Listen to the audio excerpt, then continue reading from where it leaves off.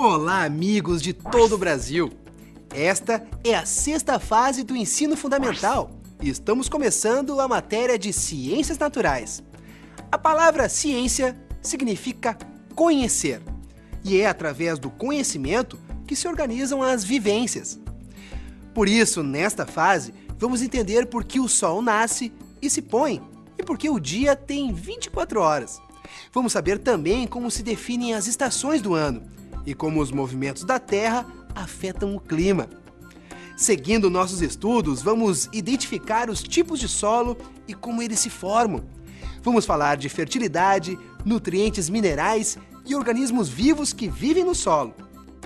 E vamos estudar dois elementos essenciais para a vida: o carbono e a água. Os ciclos dessas substâncias na natureza regulam a nossa sobrevivência e a do planeta inteiro. Eu tenho certeza que você vai gostar de conhecer estes e outros segredos da natureza. Vamos começar?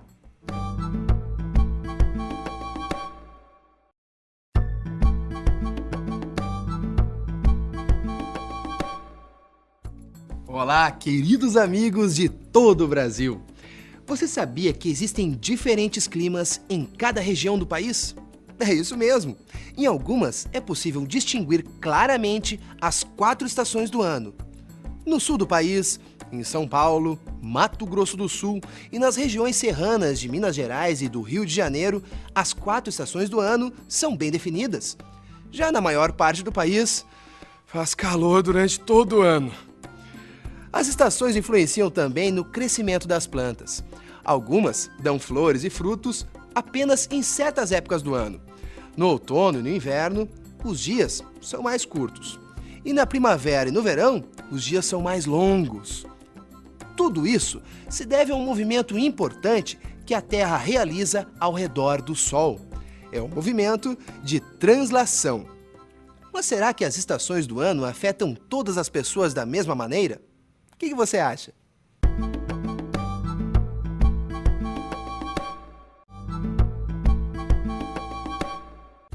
As estações do ano influenciam no clima, na temperatura, no regime de chuvas, nos ventos e até na duração dos dias e noites. Isso afeta o nosso comportamento e as nossas atividades. Entre junho e agosto, o morango e a laranja se tornam as frutas do momento. E não tem nada melhor que um bom suquinho natural, não é mesmo?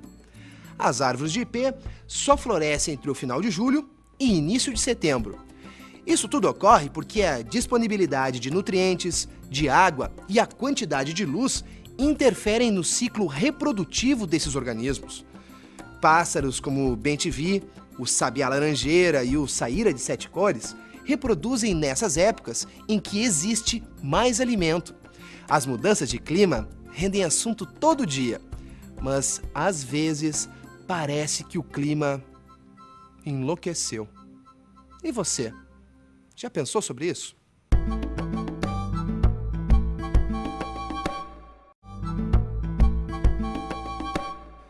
Fenômenos naturais como o crescimento das plantas e muitos outros têm relação direta com o movimento de translação da Terra ao redor do Sol. Ele organiza o ciclo vital de todos os organismos vivos. Ao longo do tempo, o ser humano foi compreendendo esses fenômenos e passou a interagir bem melhor com a natureza. Por isso, o conhecimento de um pescador sobre as marés ou de um agricultor sobre a Terra são tão importantes para a sociedade quanto as conquistas espaciais. Todos buscam um entendimento das leis que regem o universo, na tentativa de perceber como elas influenciam na vida de todos. Que tal, então, olhar com mais atenção hoje para a praça que fica no caminho de casa? Qual árvore tem flor nessa época? Os pássaros estão com filhotes? Fique de olho e lembre-se, a Terra está girando.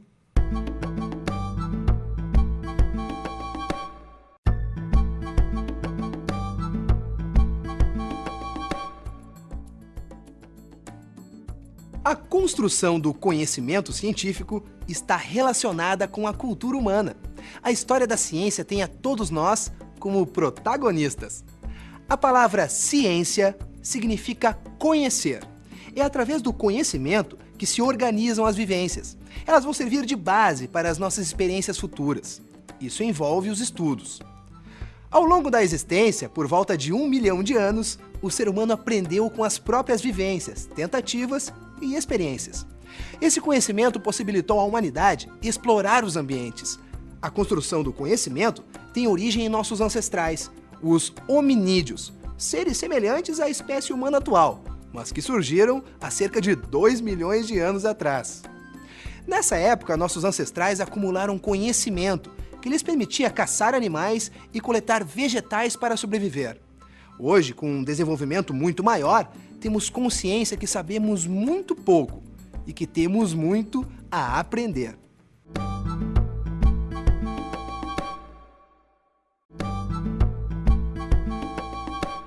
A partir do nosso surgimento no planeta, ocorreram inúmeras interações com o ambiente natural e com membros da nossa própria espécie. Isso tornou possível a evolução do nosso conhecimento. A transmissão desse conhecimento às gerações futuras tornou possível voltar ao passado para investigar como a nossa história vem sendo escrita. De forma simplificada, dizemos que nossos ancestrais desenvolveram formas de transmitir as vivências que adquiriram. Um exemplo disso está no modo como fomos identificando os animais ou plantas que podiam causar danos à integridade dos primeiros hominídeos. Nossos antepassados também aprenderam quais animais podiam caçar para servir de alimento, vestuário ou proteção, assim como quais folhas, raízes, flores e frutos podiam ser ingeridas e utilizadas. As pinturas rupestres deixadas nas cavernas dão algumas pistas dessas interações. Viu como é importante passar o conhecimento adiante? Quanto mais sabemos, mais podemos ensinar.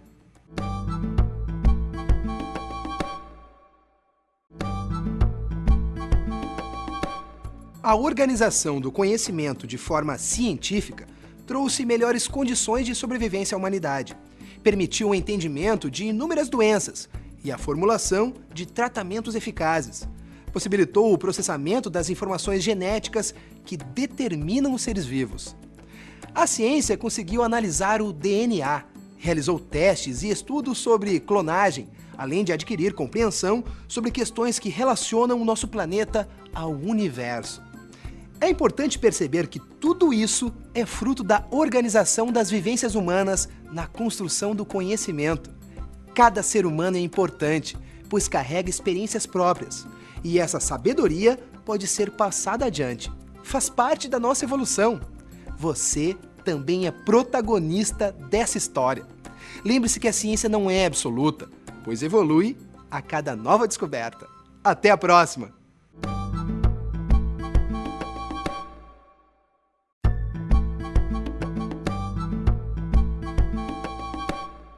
Olá, estudantes de norte a sul, de leste a oeste do Brasil. Com certeza você já parou muitas vezes para olhar o pôr do sol. É lindo, né? Mas você sabe por que o sol se põe? Por que isso acontece? Todo dia o sol nasce no leste e vai mudando de posição, até que no entardecer o sol está no oeste. Então acontece o pôr do sol. A diferença entre dia e noite é muito importante para a vida na Terra. O ser humano organiza a rotina de acordo com esse ciclo. Quando o sol nasce, é hora de acordar. Quando ele se põe, é hora de se recolher. E será que os animais e plantas também percebem quando é dia ou noite? Percebem sim. Esse ciclo regula a vida de todos os seres do planeta. Observe.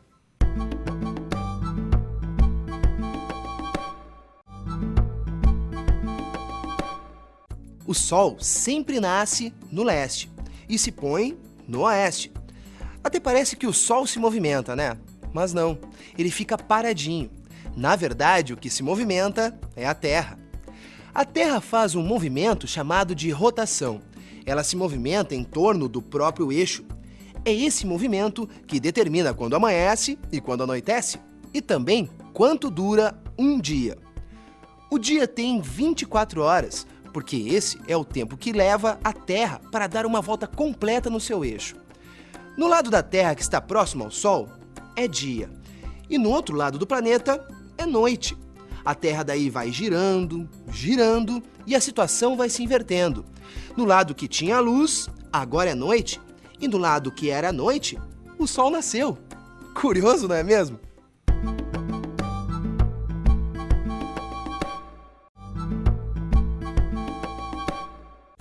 Agora, quando você for observar o Sol nascer ou se pôr, aproveite para pensar onde estão os pontos cardeais: leste, oeste, norte e sul. O Sol sempre nasce no leste de manhã bem cedinho, e no fim do dia, o Sol se põe no oeste. À frente está o norte e atrás está o sul. A posição dos pontos cardeais é fixa, não muda nunca. Quando se constrói uma casa, é muito importante saber a orientação solar. É para aproveitar melhor a luz natural. Quanto mais se aproveita a luz do sol, menos luzes são acesas dentro de casa e menos energia é consumida. É uma atitude que ajuda a preservar os recursos naturais do planeta e também o nosso orçamento. Até a próxima, pessoal!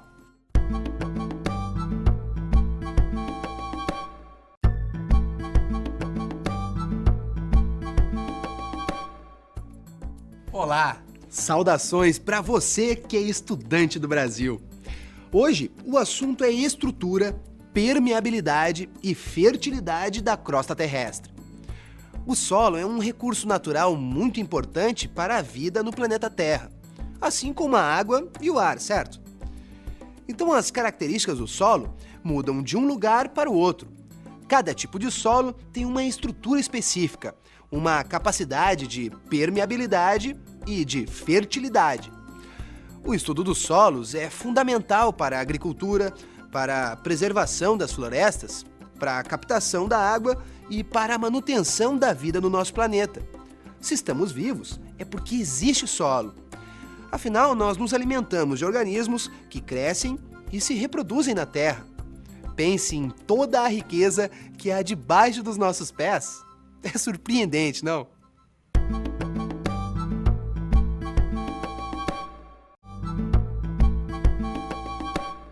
Cerca de 5 milhões de quilômetros quadrados. Esta é a área que a floresta amazônica ocupa.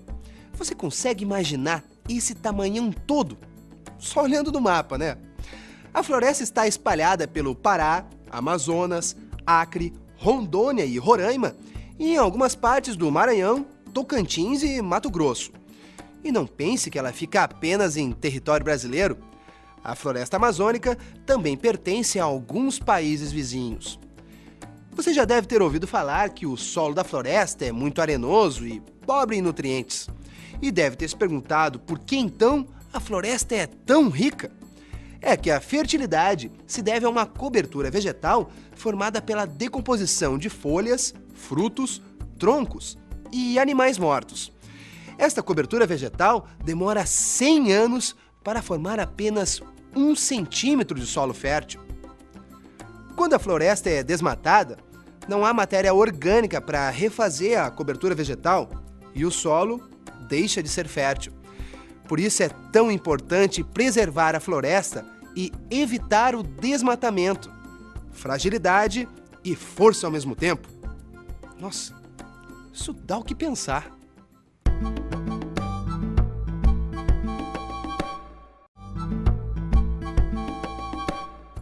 Você sabia que todos os tipos de solo do nosso planeta foram formados há milhares de anos atrás?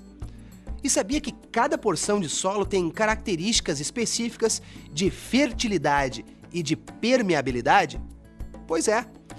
Se o solo é permeável, pode filtrar e armazenar a água das chuvas em lençóis subterrâneos. A água dos lençóis é potável e pode ser utilizada a partir de poços artesianos ou de nascentes. Os nutrientes e os minerais que as plantas precisam para crescer e se desenvolver estão na terra em que foram plantadas. A fertilidade do solo é um dos fatores que garantem a existência da vida no planeta Terra. O solo responde ao tratamento que damos para ele. Se for bem tratado, devolve água, alimento, exuberância. Se for maltratado, vai se exaurindo e empobrecendo. Então pense nisso. A gente se vê, ok? Tchau!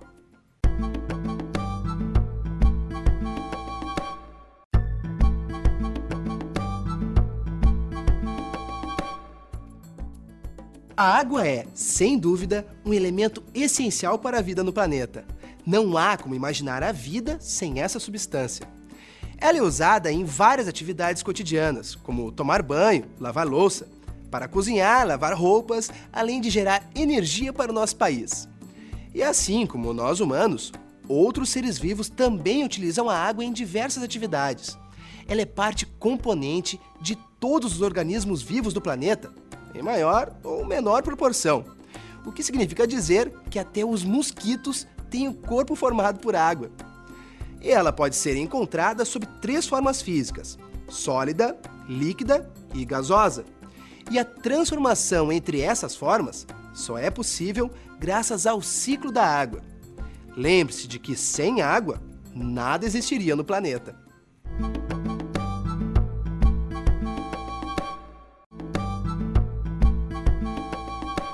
Você já viu alguma imagem do nosso planeta tirada do espaço? A quantidade de água que se vê é enorme. Ela ocupa quase 73% do planeta. A maior parte dessa água se encontra nos oceanos sob a forma de água salgada. Apenas 3% da água que circula é doce, e ela se concentra nas calotas polares, em rios, lagos, no vapor de água na atmosfera e na água contida no solo, também nos seres vivos. A água está presente sob várias formas físicas: sólida nas geleiras, líquida nos rios e sob vapor na composição da atmosfera. E a disponibilidade constante para o uso da água pelos seres vivos depende de um ciclo. A água é a substância mais abundante na composição do corpo dos seres vivos. Um recém-nascido humano apresenta cerca de 80% do corpo formado por água. Por isso, para continuar a viver, devemos manter no organismo e na natureza quantidades adequadas de água.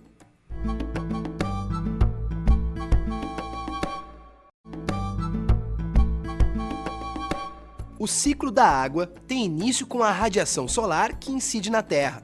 O calor provoca a evaporação dos oceanos, dos rios e dos lagos, e parte da água presente no solo. Depois que evapora, a água em forma de vapor é transportada para regiões mais altas da atmosfera.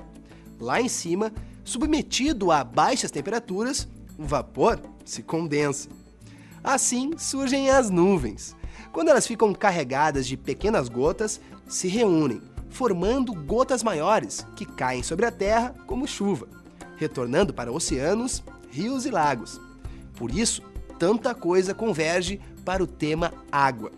O ciclo de transformações naturais passa pela utilização entre os seres vivos. O consumo pelos seres humanos está cada vez mais complicado, assim como mantê-la limpa em função das altas taxas de poluição e desperdício.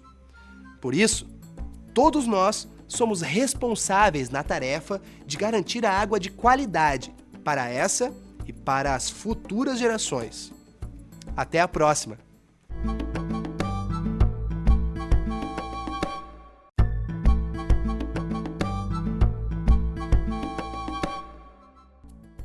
Olá, estudantes! É muito bom estar aqui com vocês, aprendendo um pouquinho mais sobre a ciência. A vida na Terra está diretamente ligada a uma série de ciclos que garantem a sobrevivência da biodiversidade no nosso planeta. O ciclo do carbono é um dos mais importantes para a organização da vida na Terra. O carbono é o elemento químico essencial para a constituição de todos os seres vivos e é o 4º elemento mais abundante no universo. Parte do carbono que é liberado na atmosfera foi sendo decomposto ao longo de milhões de anos e armazenado debaixo da Terra, até se tornar o petróleo. O petróleo é o combustível que moveu a economia moderna. O carbono faz parte de muitos processos que envolvem os seres vivos, como, por exemplo, a respiração do homem e a fotossíntese das plantas.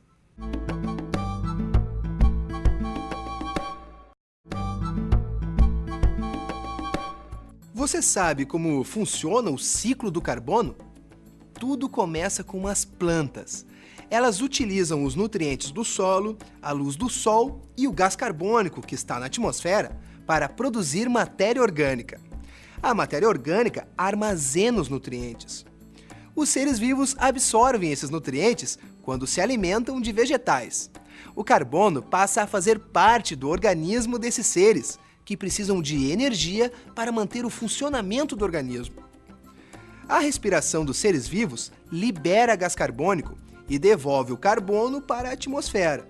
As plantas novamente absorvem o gás carbônico e dão continuidade ao ciclo do carbono na natureza.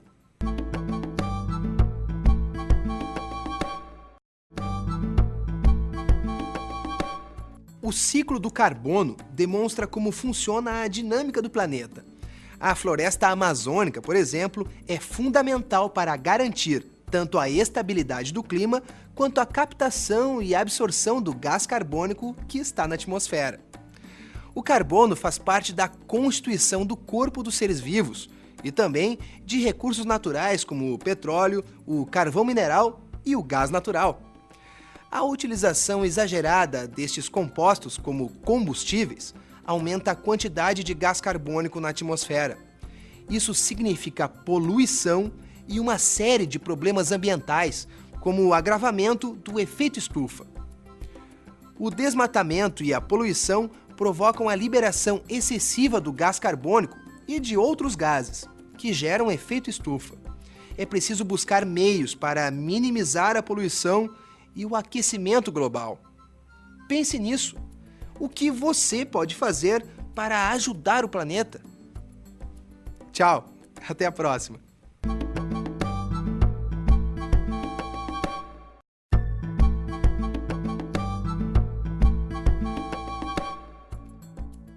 Olá, amigo brasileiro! Hoje você é meu convidado para saber mais sobre a natureza dos minerais que compõem o solo. Os diferentes tipos de solo que formam a superfície da Terra desempenham um papel importante para a sobrevivência da biodiversidade. E assim como a água e o ar, o solo garante o desenvolvimento das diferentes espécies de plantas que são a base de qualquer cadeia alimentar. Os minerais presentes no solo vão determinar a vegetação típica do local e a produção de alimentos. Um solo arenoso é diferente de um solo argiloso, porque apresenta características e nutrientes em diferentes concentrações. De acordo com a composição da rocha e a ação do clima e dos micro-organismos, os solos serão mais ou menos férteis. Os solos escuros são ricos em nutrientes e têm maior capacidade de reter água. E você? Já observou a fertilidade do solo na região onde mora?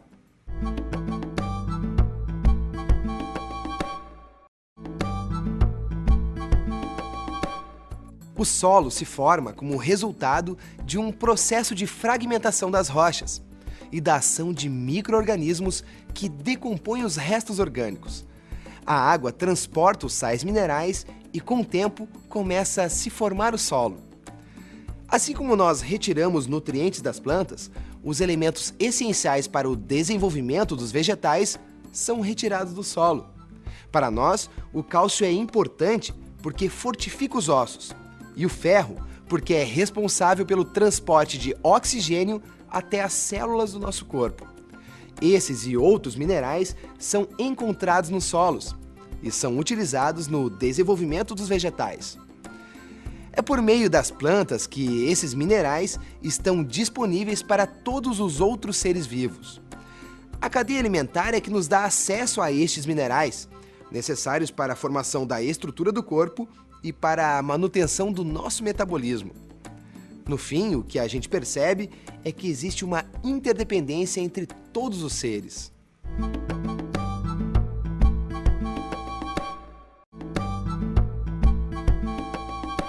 As atividades agrícolas visam a produção de alimentos em larga escala, e os minerais estão na base dessa produção.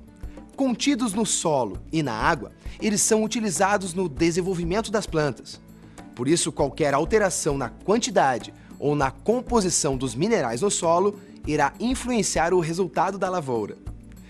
Um dos problemas mais comuns é a alteração de pH, que interfere na funcionalidade das células das raízes dos vegetais, que podem parar de absorver os nutrientes. Os agricultores utilizam a técnica da calagem para corrigir a acidez do solo. Aplicam calcário para elevar o pH do solo e favorecer o desenvolvimento das plantas. A técnica também propicia a ação de micro-organismos, que auxiliam na recuperação geral da terra, aumentando a fertilidade. Agora pense, se o solo empobrece, não temos alimentos, não exportamos e os preços sobem. Tudo está relacionado. Portanto, cuidar do solo é cuidar da vida. Até a próxima!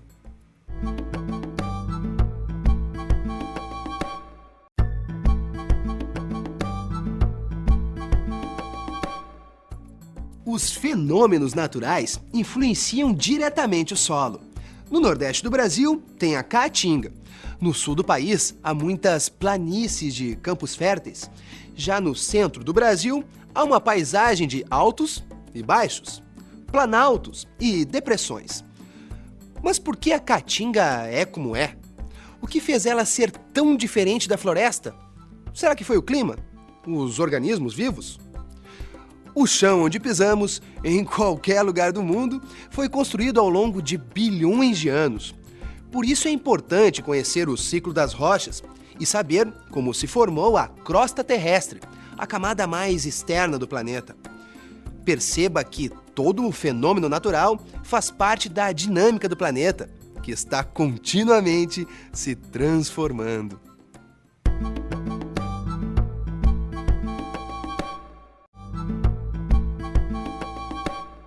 Várias profissões exigem o conhecimento dos diferentes tipos de solo. Uma delas é a agricultura. Afinal, cada cultura se desenvolve melhor num determinado tipo de solo. Logo, o agricultor entende muito de solo. Outro exemplo é o engenheiro. Ele possui uma equipe que precisa saber se o solo pode ser escavado ou utilizado como suporte para construções. O solo reúne vários elementos. A litosfera, formada pelas rochas, a hidrosfera, representada pelas águas, a atmosfera, onde estão os gases, e a biosfera, formada pelos seres vivos. O solo é um recurso natural único, criado ao longo de bilhões de anos, e sendo você um ser vivo, está automaticamente influenciando o solo em que vive.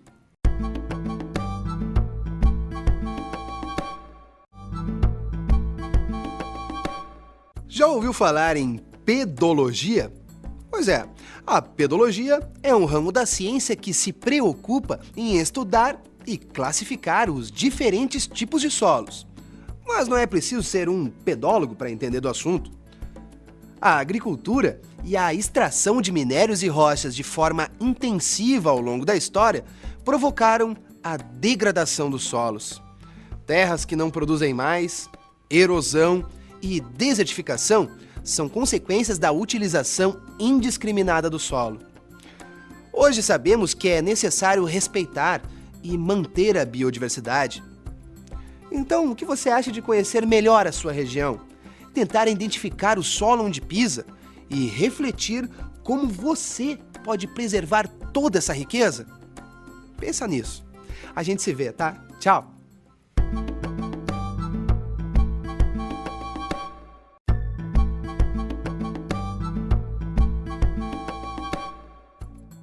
Olá, amigo da natureza!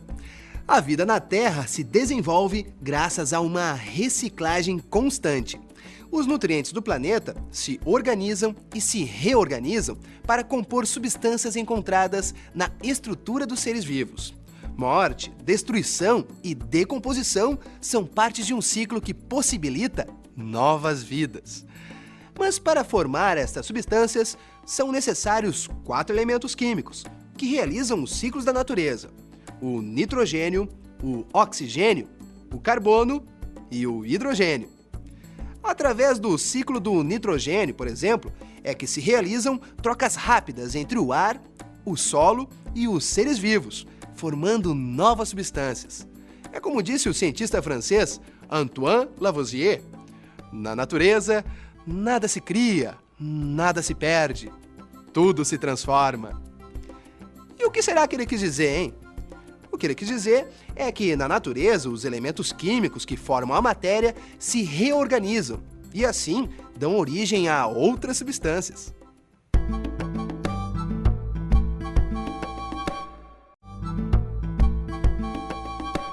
Ciclo do nitrogênio. Você sabe como ele funciona? Inicialmente, o nitrogênio se fixa no solo pela ação de bactérias e fungos. Em seguida, é absorvido pelas plantas e utilizado como nutriente para o desenvolvimento dos vegetais. Através dos processos da cadeia alimentar, o nitrogênio é transferido para os animais, que o devolvem para a natureza na forma de excrementos, ou ainda por meio da decomposição de animais ou outros seres, como as folhas secas. Esta matéria orgânica é transformada pelos seres decompositores. Parte do nitrogênio gerado no processo volta para a atmosfera. Assim, com o auxílio de bactérias, o mesmo nitrogênio é novamente incorporado ao solo. É um ciclo renovável e que está sempre acontecendo.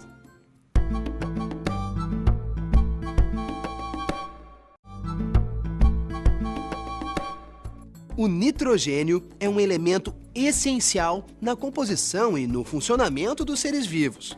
Assim como os aminoácidos, as proteínas e o DNA, ele é constantemente transformado por inúmeros processos, em que é assimilado de diferentes formas pela biodiversidade. A atividade humana também interfere no ciclo de nitrogênio. Um exemplo é o uso indiscriminado de fertilizantes na agricultura, que pode gerar prejuízos ao meio ambiente e às pessoas. Outro caso é o da amônia, utilizada em produtos de limpeza. Se a substância não for bem dosada, pode poluir a água. Então perceba como você se relaciona com os seres vivos e de que maneiras você influencia a vida e o meio ambiente ao seu redor. Fique atento. A gente se vê.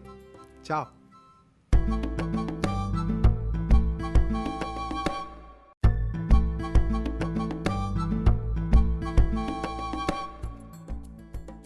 Olá, alunos!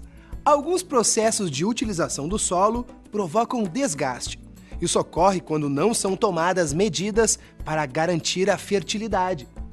Entre os processos que provocam esse desgaste estão a fotossíntese, a erosão, a lixiviação, problemas gerados pelas atividades de monocultura e o uso de agrotóxicos. O desmatamento e as queimadas também tornam o solo estéril. Por isso, existem técnicas para devolver a fertilidade aos solos, como a rotação de culturas, a adubação verde e técnicas de permacultura. Algumas frases ilustram essa relação de utilização do solo.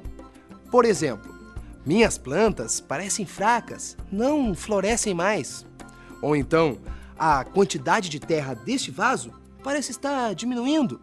Ou, nada desenvolve nessa terra, dura e seca. Ou ainda, essa terra é maravilhosa, tudo o que se planta dá.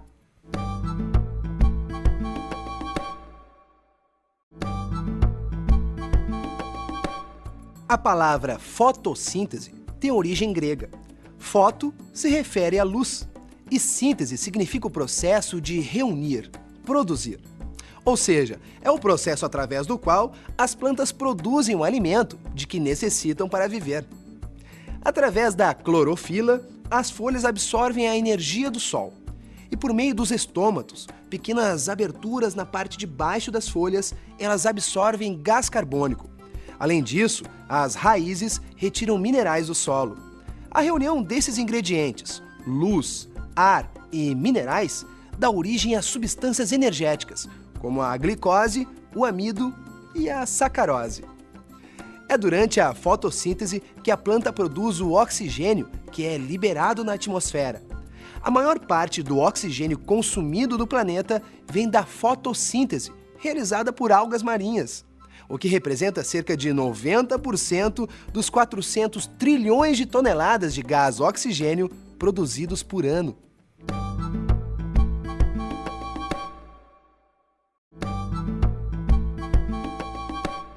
O processo da fotossíntese garante a sobrevivência de todas as espécies. Através dela é possível perceber que a organização da vida depende de ciclos extremamente delicados. E para garantir a vida, é fundamental respeitar o tempo da natureza. O importante é buscar uma harmonia com o meio ambiente. Afinal, todos os seres vivos fazem parte dele. Para isso, é necessário o ser humano abandonar a ideia de superioridade sobre o mundo natural, pois sem ele ninguém sobrevive. Por isso, a educação ambiental é uma opção para sensibilizar, orientar e minimizar os problemas detectados. A implementação de um programa de educação ambiental possibilita a aprendizagem e a construção de maneiras alternativas de relação entre o ser humano e o ambiente. Isso pode ser feito de forma integrada e sustentável. Até a próxima!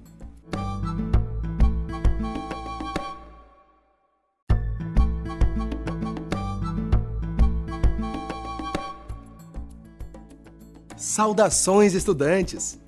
O solo é um elemento essencial para a vida no planeta.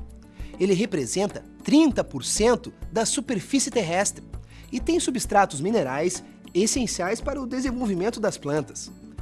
É também o chão onde pisamos e o alicerce para as nossas construções. O solo é responsável por filtrar a água das chuvas e é onde plantamos os nossos alimentos.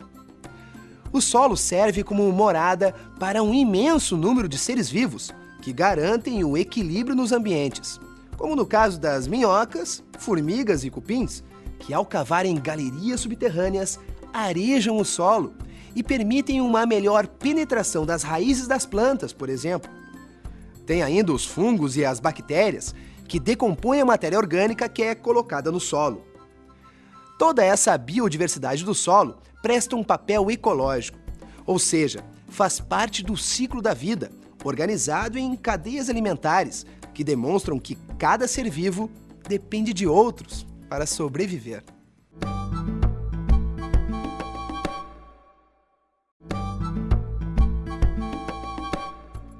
As formigas fazem parte de quase todos os ecossistemas, com exceção das calotas polares, lugares com neve contínua e nas regiões marinhas. As que vivem no interior do solo levam para dentro do formigueiro matéria orgânica. A matéria orgânica é formada por restos de folhas, alimentos e de animais mortos. Parte da matéria orgânica é consumida pelas formigas, a outra é decomposta por fungos e bactérias. Mas as formigas também podem causar problemas para os seres humanos. Isso acontece quando o ambiente natural é alterado. Sem predadores, elas se reproduzem mais e viram pragas. Dessa forma, podem destruir plantações, contaminar e transmitir doenças. Isto porque andam até por canos de esgoto. Podem ainda provocar reações alérgicas através de picadas.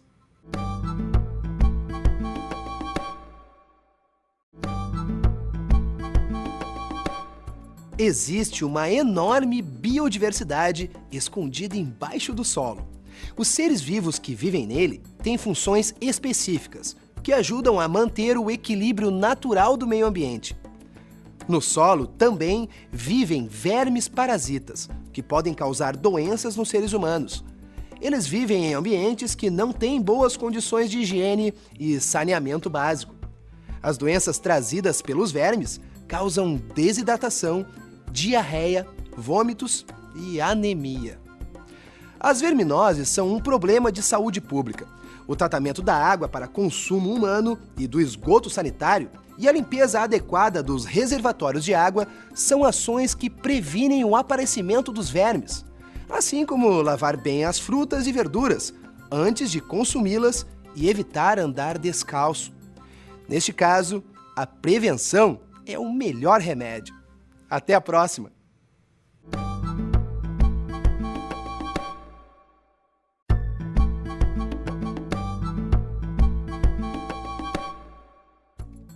Você já percebeu que no Brasil não existem vulcões? E que até hoje esta porçãozinha do planeta nunca sofreu um maremoto? Ainda bem, né? Mas por que será que isso acontece? São fenômenos naturais que fazem parte da dinâmica da Terra. Forças da natureza que ao longo de milhões de anos vêm transformando a superfície terrestre. Uma dessas forças nos mantém com os pés bem presos ao chão. É a força da gravidade. Sem ela, andaremos assim, flutuando. Outra força poderosa faz as placas do fundo dos oceanos se moverem. Quando as placas tectônicas se movem, provocam ondas gigantes e maremotos. Como você acabou de perceber, a Terra está sempre em constante transformação. Qual será a próxima, hein?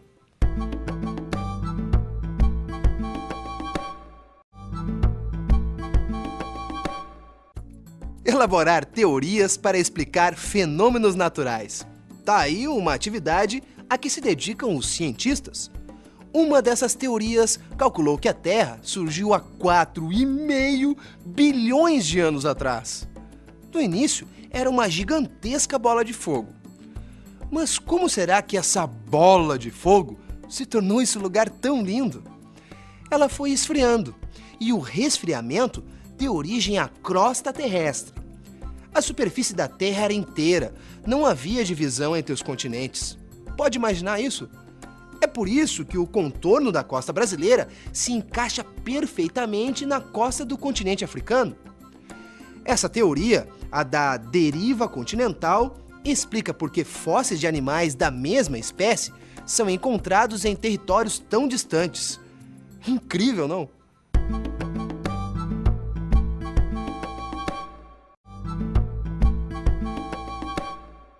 Terremotos, vulcões e tsunamis são consequências de ajustes que vêm ocorrendo há milhares de anos no interior da Terra. Exemplos desses ajustes são a mudança na temperatura das camadas profundas da Terra, a acomodação das placas tectônicas e a separação dos continentes. O resfriamento do planeta é que deu condições para o surgimento da vida por aqui. A Terra está sempre se transformando. Cada vez mais a geologia, a meteorologia e outros ramos da ciência conseguem interpretar com maior antecedência os sinais da natureza. Compreender como funcionam os fenômenos é a chave para prever desastres naturais. Isso é muito importante, hein? Tchau, tchau, pessoal!